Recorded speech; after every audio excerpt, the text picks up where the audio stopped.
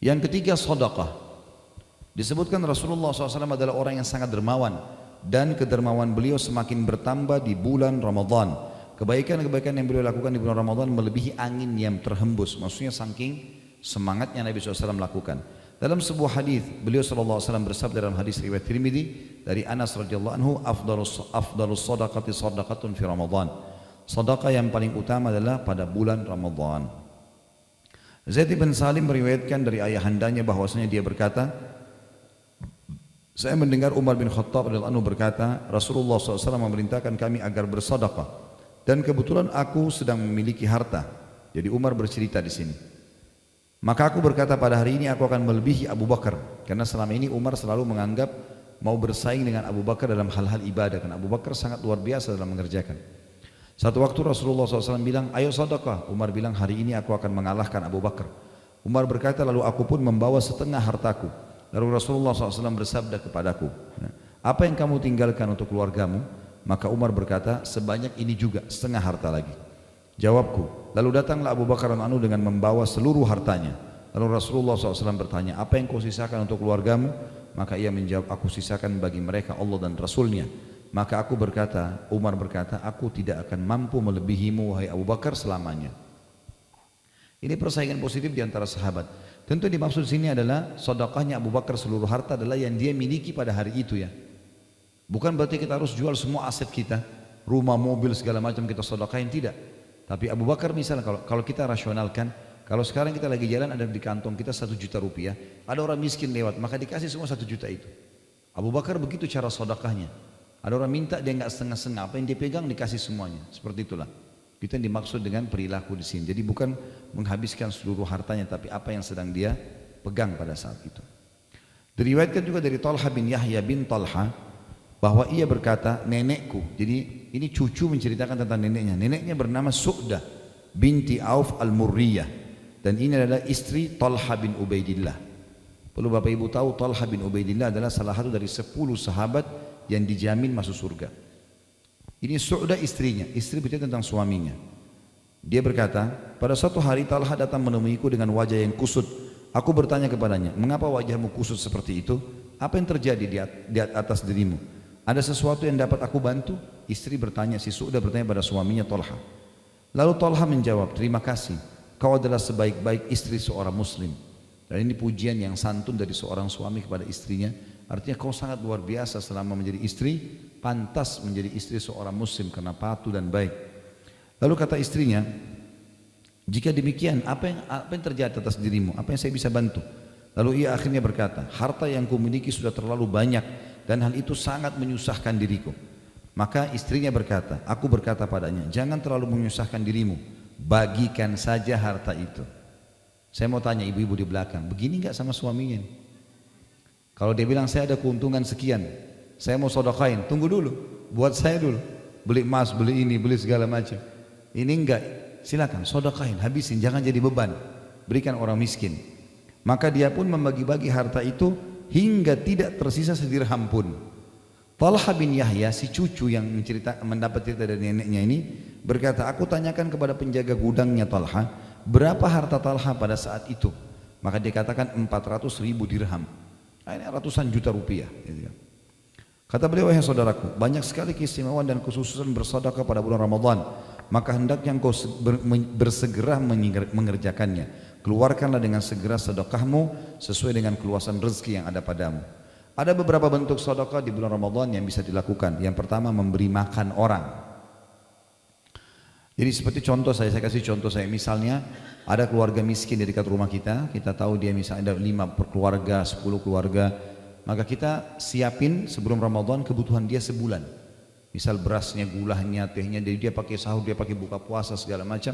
Itu yang dimaksud di sini, memberi makan. Ya. Sesuai dengan firman Allah Subhanahu Wa Taala yang berbunyi dalam surah Al-Insan ayat 8 sampai ayat 12. وَيُطْعِمُونَ الطَّعَامَ عَلَى حُبِّهِ مِسْكِينًا وَيَتِيمًا وَأَسِيرًا إِنَّمَا نُطْعِمُكُمْ لِوَجْهِ اللَّهِ لَا نُرِيدُ مِنكُمْ جَزَاءً وَلَا شُكُورًا إِنَّا نَخَافُ مِنْ رَبِّنَا يَوْمًا عَبُوسًا قَمْطَرِيرًا وَوَقَاهُمُ اللَّهُ شَرَّ ذَلِكَ الْيَوْمِ وَلَقَّاهُمْ نَضْرَةً وَسُرُورًا وَجَزَاهُمْ بِمَا صَبَرُوا جَنَّةً وَحَرِيرًا. Dan mereka memberikan makanan yang disukainya kepada orang miskin, anak-anak yatim dan orang-orang yang ditawan, tawanan perang juga disuruh kasih makan. Sesungguhnya kami memberi makan kepada kalian hanyalah untuk mengharapkan keridhaan Allah. Kami tidak menghendaki balasan dari kalian. Ini sifat sedekah yang diterima sama Allah, tidak berharap balasan yang setimpal dari orang itu. Dan juga kami tidak pernah, tidak pula berharap ucapan terima kasih. Tak usah, kalau dia tidak mau terima kasih urusan dia. Gak perlu kita bilang, masa sudah saya kasih gak terima kasih? Gak ada urusan antara kita sama Allah. Dia menerima harta itu tapi kita mendapatkan ridhonya Allah. Sesungguhnya kami takut akan azab Rabb kami. Kami sedekah gara-gara kami takut disiksa sama Allah pada suatu hari yang di hari itu orang-orang berbuka masam penuh kesulitan. Maka Rabb mereka memelihara mereka dari kesusahan hari itu karena sedekahnya maksudnya, dan memberikan kepada mereka kejernihan wajah dan kegembiraan hati, dan dia memberi balasan kepada mereka karena kesabaran mereka dengan surga dan pakaian sutra.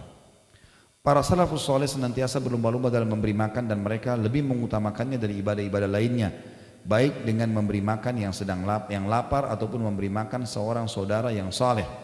Tidak disyaratkan yang diberi makan harus seorang yang fakir, orang kaya juga boleh.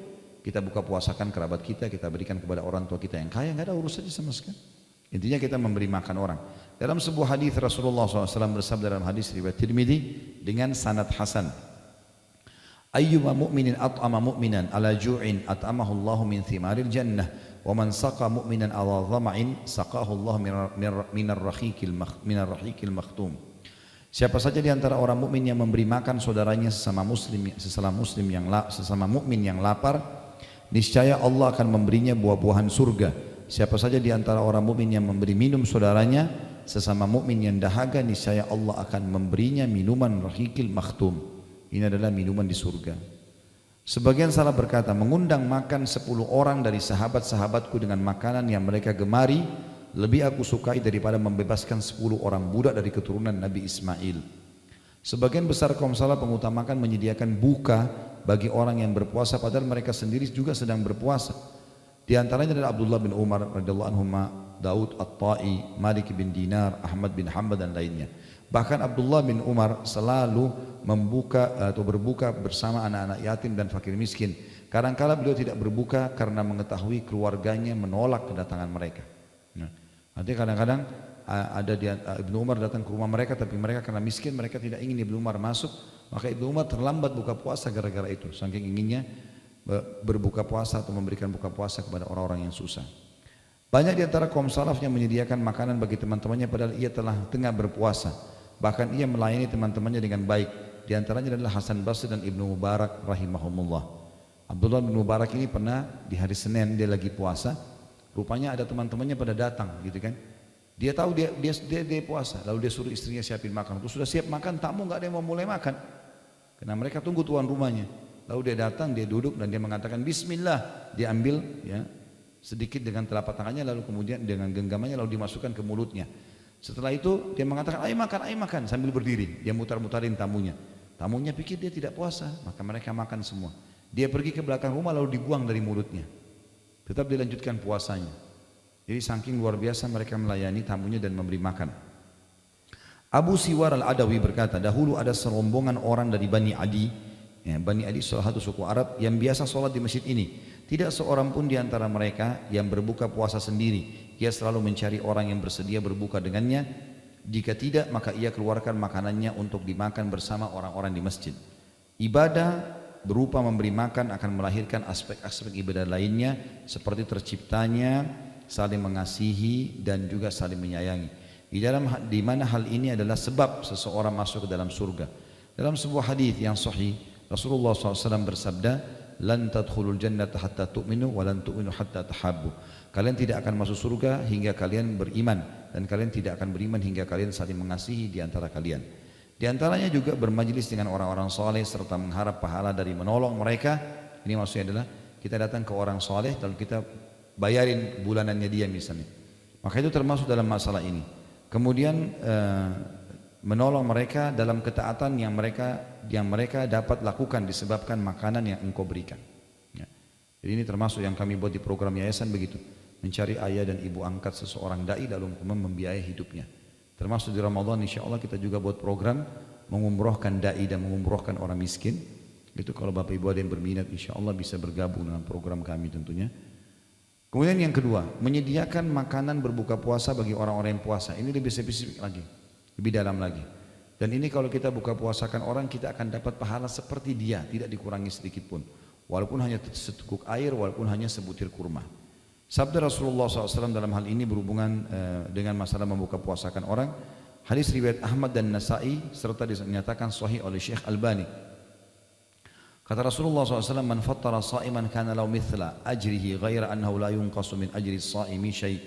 Barang siapa yang menyediakan makanan berbuka puasa bagi orang yang berpuasa, niscaya ia mendapatkan pahala seperti orang yang berpuasa tanpa mengurangi pahala orang yang berpuasa itu sedikit pun. Salman Al-Farisi radhiyallahu anhu menuturkan berkata, "Wa man fattara fihi sa'iman kana maghfiratan lidunubihi wa idkha raqabatihi minan nar kana lahu mithla ajrihi ghaira annahu la yunqasu min ajri as-sa'imi syai'." Barang siapa menyediakan makanan berbuka bagi orang-orang yang berpuasa, maka itu akan menjadi penghapus dosa-dosanya dan menjadi pembebas dirinya dari api neraka, dan ia akan mendapat pahala seperti orang yang berpuasa tanpa mengurangi pahala orang yang berpuasa itu sedikit pun. Saya punya pengalaman di Madinah waktu pertama saya datang di sana. Mungkin teman-teman yang sudah dengar ini alhamdulillah, kalau yang belum maka bisa dijadikan sebagai pelajaran. Saya kaget waktu itu awal Ramadan tahun 1990 di Madinah. Saya sama teman-teman orang Indonesia, mahasiswa semuanya rame-rame pergi ke Masjid Nabawi. Turun dari bus, pas melihat Masjid Nabawi, ada banyak orang membelakangi masjid, menghadap ke arah kami. Tapi unik karena mereka sangat berdekatan, rapat sekali. Maka pada saat saya mendekat dengan masjid, saya bertanya-tanya, ini orang-orang siapa ini? Kenapa? Kemudian pada saat sudah dekat saya kaget. Memang kita nggak dikasih celah untuk jalan gitu. Tiba-tiba saya dipegang, dipeluk, teman-teman Indonesia juga ini dipeluk sama yang lainnya. Saya tidak kenal, saya tidak tahu lihat wajahnya, saya nggak kenal orang ini. Saya tahu jawabannya waktu dia bisikin kuping saya. Dia bilang, "Akhi, saudaraku, tolong buka puasa di tempat saya ya." Jadi dia mau dapat pahala membuka puasakan orang walaupun tidak dikenal. Jadi ternyata di dalam Masjid Nabawi itu, teman-teman umroh Ramadan, fenomena ini cuma bisa dilihat di Masjid Nabawi ya. Di Masjid Haram Mekah ada juga tapi tidak banyak. Orang-orang tidak terlalu semangat seperti di Madinah. Kalau Madinah betul-betul kita diperebutkan.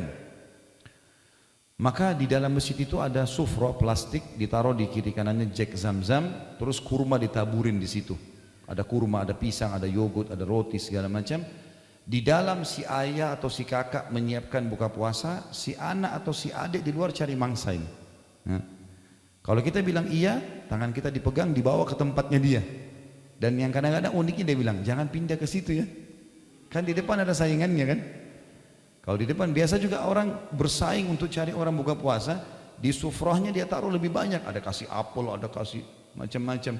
Lebih enak orang pindah kadang-kadang ke sebelah. Dan dia bilang, besok sudah tahu tempat saya buka puasa ya. Besok buka puasa sini lagi.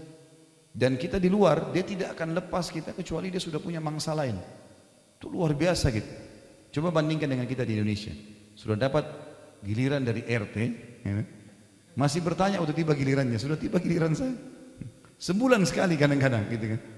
Mestinya semua masjid dekat rumah diblok itu. Ya. Pak, buka puasain, misal contoh, air mineral ya, ini mungkin agak besar, ada yang gelas kan, 30.000 isinya 48 gelas, 30.000. Kalau dekat musola atau masjid dekat rumah kita, anggaplah ada 50 orang yang buka puasa.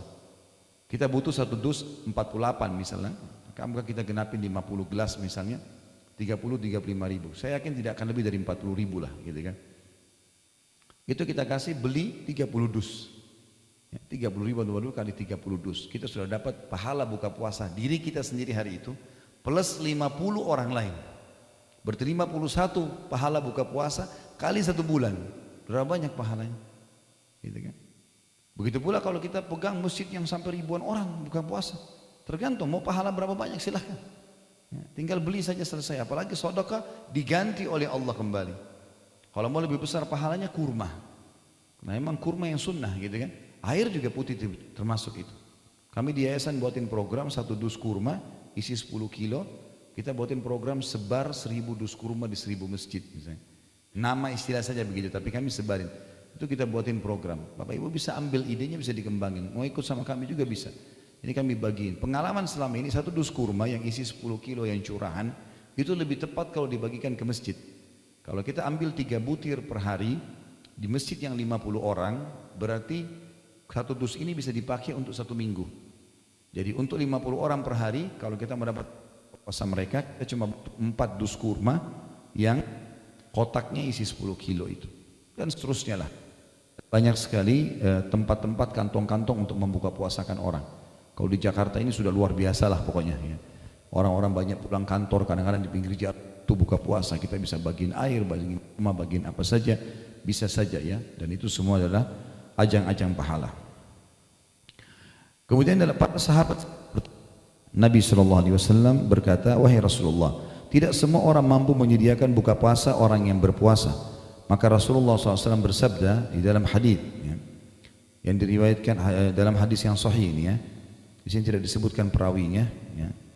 Tetapi yang saya tahu hadis ini hadis sahih, kata Nabi SAW, yu'tillahu hadats thawab liman fattara sha'iman ala midhkati labanin aw tamratin aw syurbati ma'in wa man saqa sha'iman saqahu Allah min haudi syurbatan la yadma'u ba'daha hatta yadkhulal jannah. Pahala buka puasa itu Allah akan berikan bagi siapa saja yang menyediakan makanan bagi orang yang berbuka puasa, meskipun hanya berupa susu tapi bercampur air, karena tidak adanya susunya maka dicampur air, atau sebutir kurma atau seteguk air. Barang siapa yang memberi seteguk air bagi orang yang berbuka, maka Allah akan memberinya minum seteguk air dari telagaku. Dia tidak akan dahaga selamanya hingga dia masuk ke dalam surga. Jadi ini kesempatan luar biasa. Ya, saya dulu waktu masih mahasiswa, kadang-kadang beasiswanya kita terima di akhir bulan. Tapi Ramadan, dari awal Ramadan sudah mulai ada buka puasa. Kalau lagi tidak ada duit untuk bawa buka puasa, maka saya bawa ke masjid, saya masuk ke masjid, duduk di tempat cek Zam-Zam itu saja. Jadi setiap kali dia mau taruh air untuk buka puasa, orang saya yang tuangin airnya.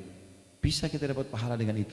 Sampai saya kadang-kadang ingatkan beberapa saudara kita yang tidak ada duitnya, bagaimana cara dapatkan buka puasa orang? Pergi ke masjid dekat rumah, bantu marbotnya nata, sudah dapat pahalanya. Kalau ada orang betul-betul malas, nggak mau, sudah tidak ada duitnya, tidak mau buka puasain orang, kemudian maunya dilayani, baiklah dia duduk di masjid, masih bisa dapat pahala kalau mau. Gampang, ambil air kita, tukar sama teman di sebelah. Ini buat kamu ya, ambil pahala saya, ambil air dia, kamu, saya dapat pahala kamu. Kan gampang. Ya? Dia dapat pahala kita, kita dapat pahala dia. Tidak ada modalnya nih. Kalau ini juga tidak mau, luar biasa. Tinggal butuh dicambuk saja. Ya. Karena pahalanya besar sekali, membuka puasakan orang, mestinya ya, seperti itulah.